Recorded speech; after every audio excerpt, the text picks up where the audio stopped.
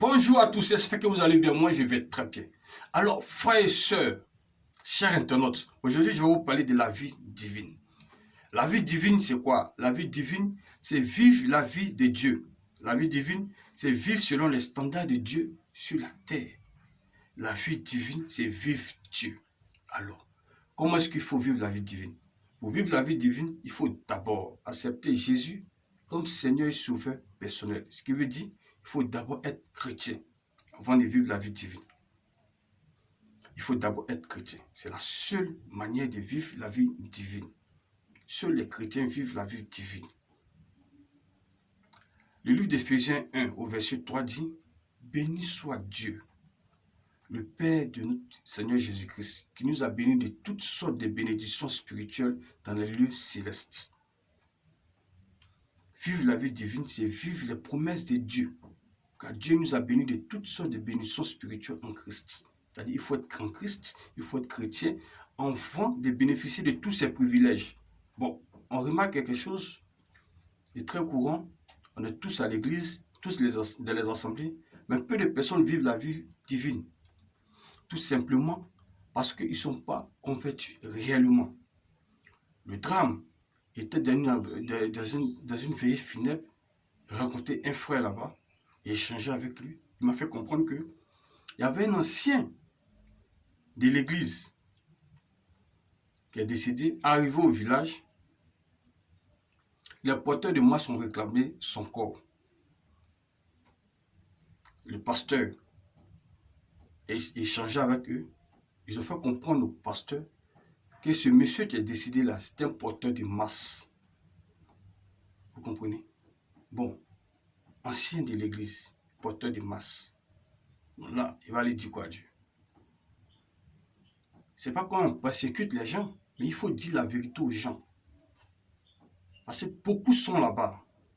Ça ne sert à rien d'envoyer les gens dans les assemblées, remplir les églises. C'est une réelle conversion. Ça sera inutile. Aujourd'hui, le monde est rentré dans l'église. Il faut insister là-dessus en leur disant la vérité. Quand on vient à Christ, on abandonne tout. On devient une nouvelle créature. Les choses en chaîne sont passées. On abandonne tout. On ne peut pas suivre 2 mètres. Et c'est ça la difficulté de l'église. C'est ce qui fait qu'aujourd'hui, l'église a des problèmes pour vivre la vie divine. Peu de personnes expérimentent la vie divine. Ils sont peu. Mon frère et soeur, faites cette vidéo pour encourager tous les leaders chrétiens, les pasteurs, les responsables. Engagez-vous pour la suivi des âmes. Engagez-vous véritablement pour la suivi des âmes. Parce qu'il y a trop de choses qui se passent dans notre assemblée. Ce n'est pas intéressant. Et à côté de ça, il y a des frères aussi qui se prosternent devant les cailloux, les grottes. Bon, tu as accepté Jésus. Les choses anciennes sont passées. Tu viens encore t'agenouiller devant une grotte. Dieu est tellement immense, notre Dieu qu'on adore est tellement grand qu'on ne peut pas définir sa grandeur. Il ne peut pas se contenir d'un caillou. Bon, quelle est la différence entre celui qui adore le fétiche au village, qui se prosterne devant un bois taillé, et puis celui qui se prosterne devant... C'est la même chose, frère. Quand on va parler, vous allez dire encore qu'on vous attaque. Convertissez-vous réellement. Jésus revient bientôt. L'évangile, c'est pour sauver les âmes. C'est pour ça que c'est venu payer le prix à la croix. Ce n'est pas pour les animaux, non. C'est pour sauver tous les hommes. Se prosterner devant caillou, ce n'est pas biblique. Se prosterner devant grotte, ce n'est pas biblique. Bon, c'est faire l'image de Dieu. Ce n'est pas biblique. Tout ça là, c'est interdit. Dieu est tellement grand, il est trop grand pour se contenir d'un caillou, frère. Souvent, je vois les frères, surtout quand je fais des vidéos, et ça les fait rire. Ne riez pas, c'est sérieux. Les gens ont besoin d'être convertis. Ils ont besoin de Jésus. Ce n'est pas que les attaques, il n'attaque personne. L'évangile, c'est la vérité. Soyez en mesure de dire la vérité à ceux qui sont auprès de vous. Si vous les aimez, l'amour consiste à dire la vérité. Pour sauver l'âme de ton prochain. Frère, pour moi, j'ai mal. J'ai très mal quand je vois ça. Des fois, se prosterner devant le caillou. Bon, Toi, tu vas aller dire quoi à celui qui adore les fétiches au village? Que Jésus est bon. Mais ce que tu fais là, c'est pas Jésus. Jésus n'est pas dedans. Donc, si vous voulez véritablement vivre la vie divine, engagez-vous pour une réelle conversion. Convertissez-vous réellement.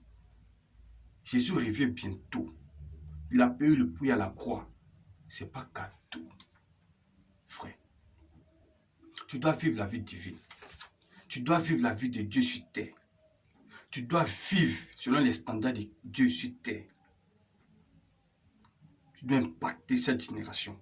Chrétien, tu dois mettre la parole de Dieu en pratique. Il est temps que nous vivions la vie de Dieu. Tous devons expérimenter la vie de Dieu. Nous devons vivre selon les standards du ciel. Et ne pas faire semblant d'être chrétien. Non, tu perds ton temps. L'ancien qui a fait ça là, qu'est-ce qu'il va aller dire à Dieu? Il ira en enfer. Ça, il n'y a pas de truc dessus. Il n'y a pas une autre prière qu'on peut adresser à Dieu encore après ta mort pour sauver ton âme. Ça n'existe pas, c'est faux. C'est faux.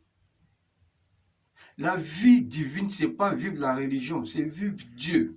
C'est vivre le Christ. C'est vivre Dieu, frère. Ça sera trop inutile de remplir les assemblées et de dire, taper la poitrine, dire, je suis chrétien, je suis chrétien. Déjà, on doit gagner des âmes. Christ est venu mourir à la croix pour sauver tous les hommes. Ce n'est pas que les blancs. Il est venu sauver tous les hommes. Le drame, je suis allé rencontrer le président des Kamites. Et là-bas, j'ai rencontré l'un de ses collaborateurs qui dit qu'il était président de la jeunesse d'une église évangélique qui était le nom. Et il est quitté là-bas, il est devenu Kamite. Et que l'évangile, la Bible est fausse. Comment ça, la Bible est fausse? Ce qui veut dire qu'il n'a pas été encadré. Il n'a rien compris. Il n'a rien compris. Ton frère et soeur, tu regardes cette vidéo, tu écoutes le son de ma voix. Tu as des parents qui ne sont pas encore convertis. Frère, il faut parler de Jésus. Parlez de Jésus. Dis-leur la vérité. S'ils ne comprennent pas, il faut fléchir chez nous. Jésus a dit, allez faire de toutes les nations les disciples. Fléchissez chez nous. Intercédez même pour eux. Parce que l'enfer là, ce n'est pas un endroit pour l'homme. Non, l'homme ne peut pas vivre là-bas. C'est impossible. Tu ne peux pas tenir même 15 minutes, 10 minutes. Et puis la douleur va durer pour l'éternité. Bon, tu connais ce secret-là et puis tu te tais dessus.